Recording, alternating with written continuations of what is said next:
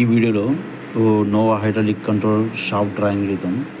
So దీంట్లో వచ్చేసి మనకు నీడ్స్ ఏంటంటే 2 NO rates, 6 NC limits. So ఇక్కడ మనకు ఫర్ ఎగ్జాంపుల్ గ్రౌండ్ ఫ్లోర్ చూసుకుంటే మనకు ఏంటంటే మనకు ఇది ఫైనల్, ఇది టర్మినల్, ఇది ఎమర్జెన్సీ. సో ఎమర్జెన్సీ ఎప్పుడైనా సరే మనకు సెల్ లెవెల్ నుంచి 700 ఉండాలి. మనకు స్లోయింగ్ మ్యాగ్నెట్ వచ్చేసి మనకు 400 ఉండాలి. ఇది డోర్ జోన్.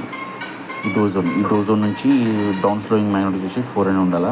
నెక్స్ట్ ఫస్ట్ ఫ్లోర్కి మనకు మాత్రం ఈ డోర్ జోన్ అనుకుంటే మనకు ఏంటంటే ఇక్కడ మనకు ఈ అప్ స్లోయింగ్కి డౌన్ స్లోయింగ్కి 600 ఉండాలి మనకు.